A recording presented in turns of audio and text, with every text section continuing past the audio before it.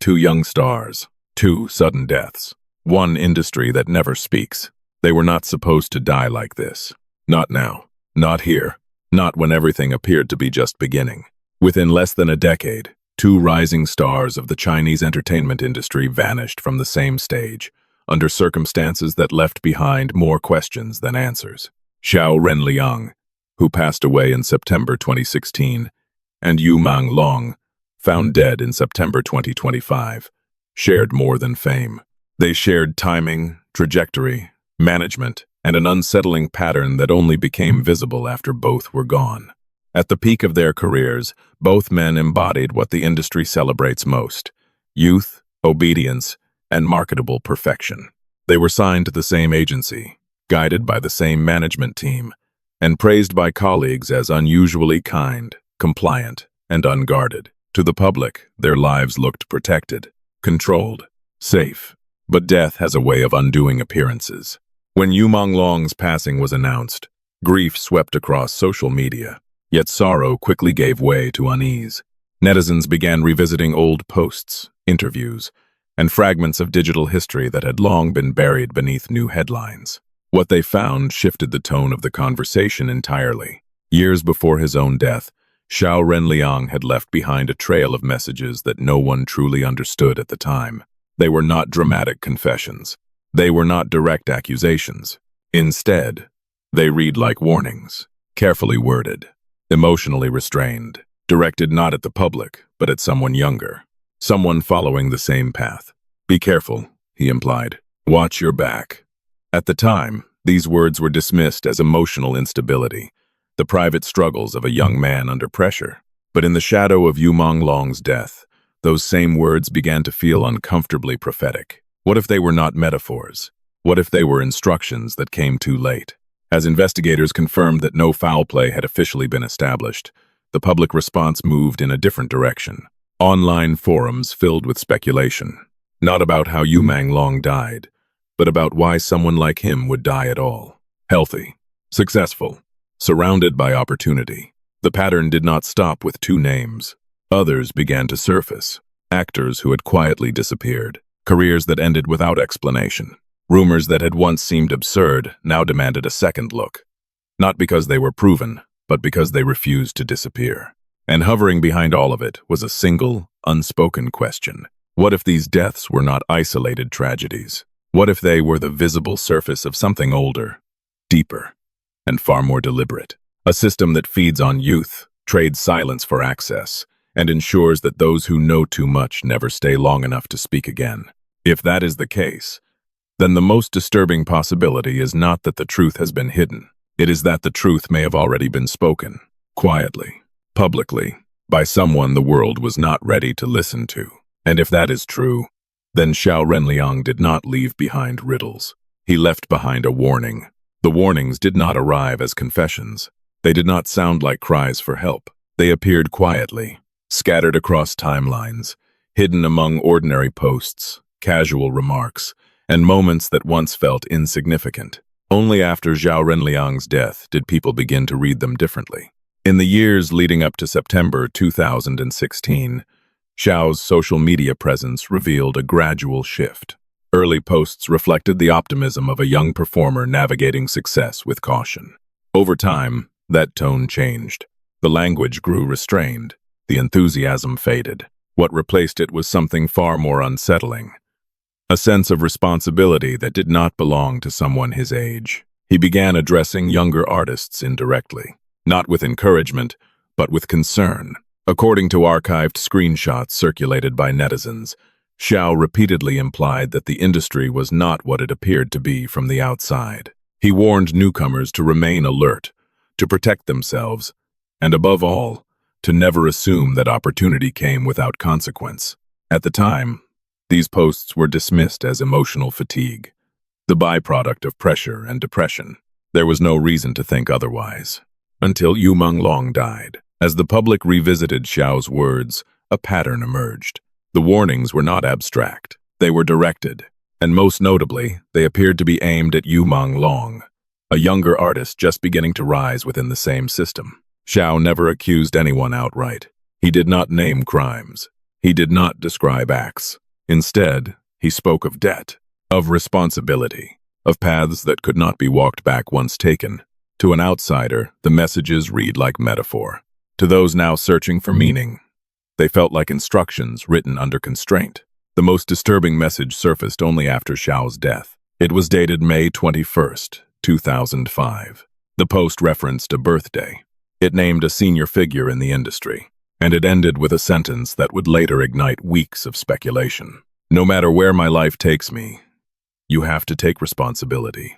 Happy birthday. At the time it was written, the post passed without consequence. It looked like emotional venting, a young man expressing frustration, nothing more. In retrospect, it became something else entirely. Netizens began asking questions that no one could easily answer. Why would a young artist speak of responsibility in such absolute terms? What kind of relationship would justify language that sounded less like gratitude and more like indictment? And why did Qiao's life begin to unravel shortly after that message was posted? Friends later described him as withdrawn. His behavior reportedly became erratic. The confidence that once defined him seemed replaced by fear, or perhaps resignation. Interviews grew shorter. Appearances became infrequent. Whatever he was carrying, it did not appear to be something he was allowed to share. Then, in September 2016, Qiao Renliang was gone. Official reports cited personal struggles. No evidence of external involvement was found. The case was closed quickly, quietly, and with minimal explanation. At the time, the public accepted it. They did not know what would follow. When Menglong's death was announced nearly a decade later, the context changed everything. Two artists, same agency, same management, same reputation for compliance and kindness. Both young, both rising, both gone. Suddenly, Zhao's words felt less like emotional fragments and more like unfinished testimony. Theories multiplied rapidly. Some suggested that Qiao had been pulled into the industry through connections he did not fully understand. Others speculated that he had witnessed or learned something he was never meant to see. The most extreme voices claimed he had tried to protect Menglong, knowing that the same forces that consumed him were now closing in on someone else. None of these theories could be proven, but none of them could be dismissed outright either. The industry offered no response, no clarification, no acknowledgement of the resurfaced posts. Silence, once again, filled the gap where answers should have been. And silence, in this context, carried weight. What troubled observers most was not the absence of evidence, but the consistency of behavior. When rumors surfaced, they were not addressed. When questions arose, they were not corrected. The machinery of the entertainment world continued to move forward, unbothered by the speculation trailing behind it. If Qiao Renliang had intended to expose wrongdoing, he failed. If he had intended to confess, he never did. But if his goal had been to warn someone, even indirectly, then his messages take on a different meaning entirely. Warnings are often written in a language meant to survive censorship. They avoid specifics. They rely on implication. They assume the reader already understands the danger. Perhaps Qiao believed Menglong would understand. Perhaps he believed someone would read between the lines. What makes this possibility unbearable is the outcome. Menglong is dead. Whatever Qiao feared did not stop. Whatever he tried to communicate was not enough. Or worse, it was ignored. At this stage, there is no evidence to suggest coordination, conspiracy, or ritual. But there is also no explanation for why two artists with identical circumstances met such similar ends. The industry insists on coincidence. The public struggles to accept it, because coincidences do not leave warnings behind, and warnings, once recognized, demand to be examined. The question is no longer whether Qiao Renliang was trying to say something. The question is whether anyone was willing to listen. And if they were not, how many others spoke quietly before disappearing as well? Rumors do not spread without permission. They spread when silence creates space for them to grow. In the weeks following Menglong's death, attention shifted away from official statements and toward places the industry rarely acknowledged. Among them was Beijing's 798 Art District, a cultural landmark celebrated for experimental exhibitions and avant-garde expression. It was here that one of the most disturbing stories began to circulate, quietly at first, then with escalating intensity. Anonymous posts claimed that within a private gallery, inaccessible to the general public, an unusual exhibit was being displayed. Not photographs, not sculptures, but human remains, presented as art. The most chilling detail centered on a single object, a preserved human hand, allegedly matching Yu Menglong's physical characteristics with unsettling precision. There was no verification, no official confirmation, yet the rumor refused to fade. According to the most widely shared version, Yu Menglong's body had never been cremated. Instead, it was said to be stored in a refrigerated basement beneath the gallery, preserved rather than released. Some accounts went further, alleging the existence of an underground passage linking the gallery to a luxury hotel he had frequented during his lifetime. These claims were impossible to substantiate. They were also impossible to ignore. Public reaction was immediate and visceral. Comment sections filled with outrage. Words like inhuman, monstrous, and unforgivable appeared repeatedly. The idea that a human life could be reduced to a collectible object struck a nerve far deeper than ordinary scandal. It touched something primal, the fear that wealth and power had crossed a line where morality no longer applied. Still, no investigation followed. No gallery issued a statement. No authority confirmed or denied the claims. Once again, silence absorbed the shock. As attention lingered on the rumors surrounding Yu Menglong, older cases began resurfacing. Names long absent from headlines returned, carried by the same unsettling question. Where did they go? Among them was Qiao Hongfei. In the early 2010s, Qiao Hongfei was considered a promising actor, known for his classical features and steady presence in historical dramas. A graduate of a prestigious film academy, his career trajectory appeared stable, even resilient, despite controversy. In 2007, an accusation published under a pseudonym severely damaged his reputation. Although he later won a lawsuit proving the allegations false, the damage had already been done. Opportunities diminished. Roles grew smaller. Visibility faded. What followed was not a dramatic fall, but a slow erasure. Until 2012, Qiao Hongfei remained active on social media. His posts were ordinary, sometimes reflective, sometimes cautious. Then the frequency declined. By 2013, his account went silent entirely. No farewell, no announcement, no explanation. Years later, a single post briefly appeared in June 2014. A short warning: do not drink and drive. After that, nothing. Only fragments remained. Sparse messages noting weight loss. Weather warnings. Statements that felt more like signals than updates. Then, nothing at all. Recently, an anonymous claim suggested that Qiao Hongfei had died long ago. No date, no cause, no record, just disappearance. When paired with rumors of human body art exhibitions, his absence took on a different weight. The question shifted from whether he left the industry to whether he was allowed to leave at all. Speculation spread quickly. Some alleged that body art connected to Qiao Hongfei had been seen at an exhibition in Shenzhen. Others dismissed the claim as sensationalism. Yet the pattern persisted. Young performers who faded quietly. Careers that ended without closure. Families that never spoke publicly. The industry offered no response. In this vacuum, imagination filled the gaps, but not without reason. The entertainment world had long been accused of commodifying youth, beauty, and obedience. What these rumors suggested was something darker, that even death did not guarantee release from ownership. At this stage, it is critical to state what cannot be proven. There is no confirmed evidence that human remains were displayed as art. There is no official record linking any gallery to the preservation of bodies. These claims exist entirely in the realm of allegation. Yet allegations do not emerge from nothing. They emerge when too many stories end the same way. When disappearance becomes routine. When silence replaces explanation. What makes these rumors so powerful is not their plausibility, but their symbolism. They reflect a fear that the line between art and exploitation has dissolved. That human life, once stripped of agency, can be repurposed indefinitely. And perhaps most disturbing of all, that those who vanish do so without resistance because resistance was never an option. As discussions intensified, one unsettling realization became impossible to ignore. Yu Menglong was not the first. He may not be the last. The names change. The circumstances vary, but the outcome remains consistent. They disappear, and the system remains.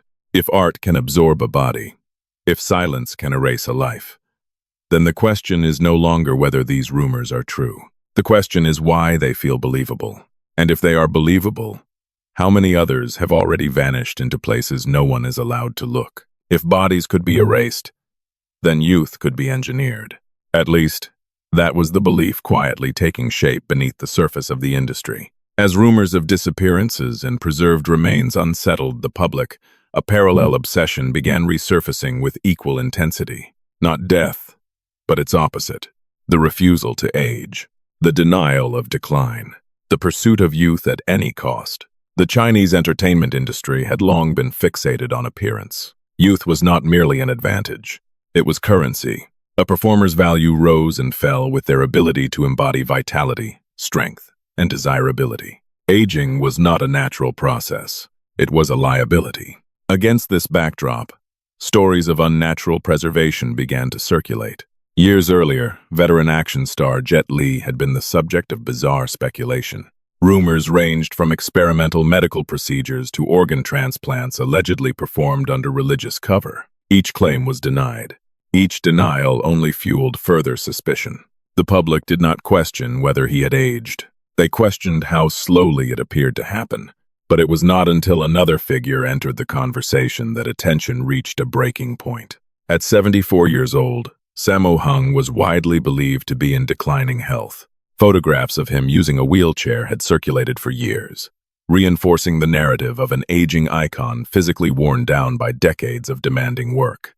Then, without warning, a video appeared. In it, Sammo Hung stood unaided in a kitchen, demonstrating a cooking routine with unexpected precision and energy. His movements were controlled. His complexion appeared full.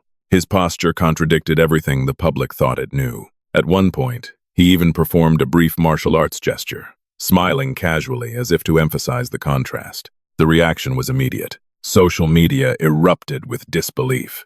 Comments questioned whether the man in the video could truly be the same person seen struggling to walk months earlier. Jokes quickly gave way to suspicion. Once again, the old rumor returned.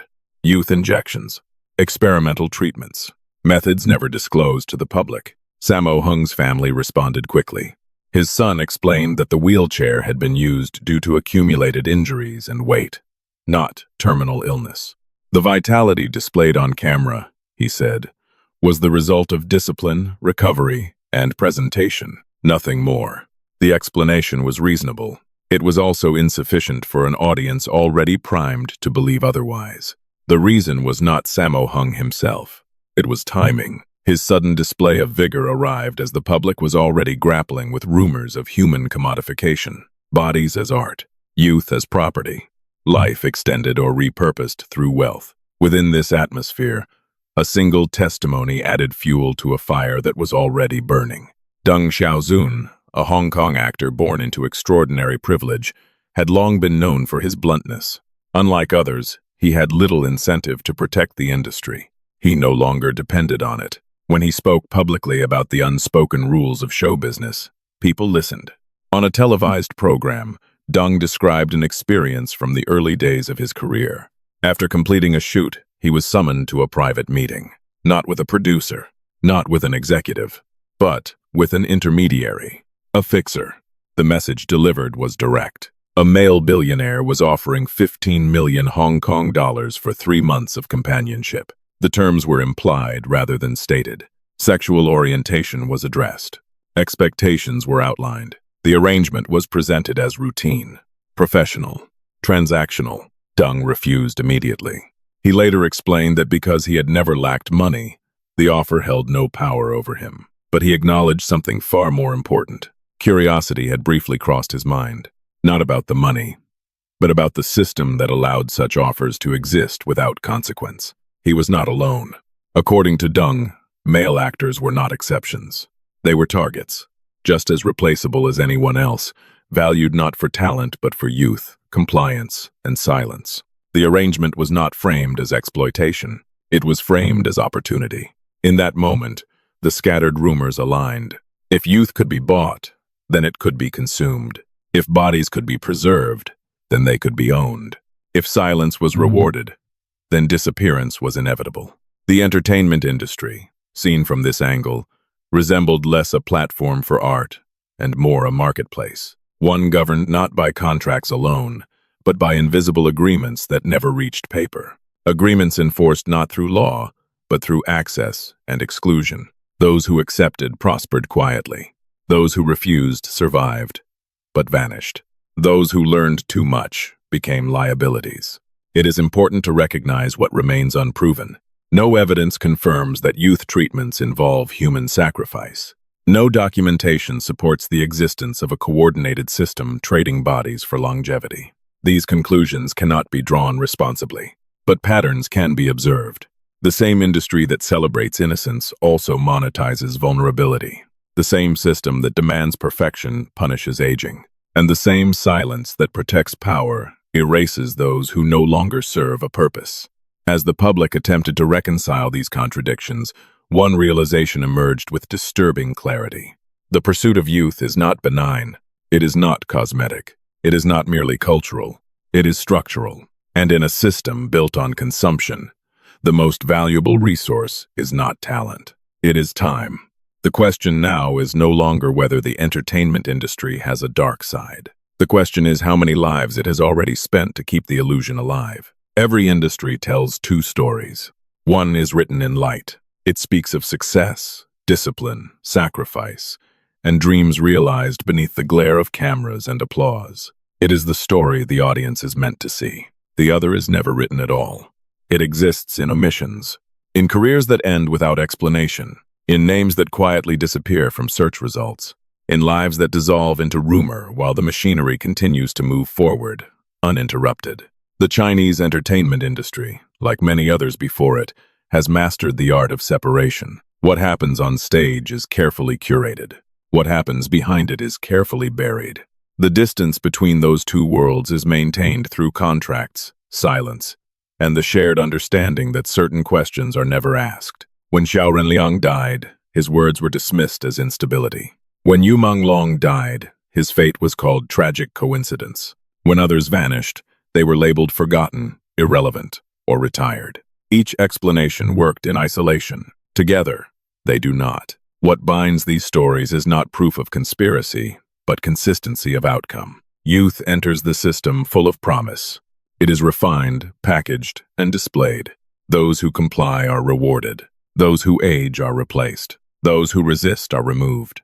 And those who learn too much simply fade from view. The rumors that emerged after Menglong's death did not shock the public because they were believable in detail. They shocked because they were believable in principle, because they aligned too closely with a system already known for exploiting vulnerability while demanding gratitude in return. It is important to say what this story does not claim. It does not claim the existence of ritual sacrifice.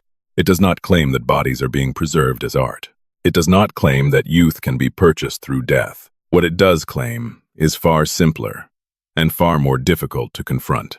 An industry built on consumption will always seek new material. When youth becomes currency, aging becomes debt. When silence becomes survival, truth becomes dangerous. And when power is concentrated in spaces without oversight, abuse does not require coordination.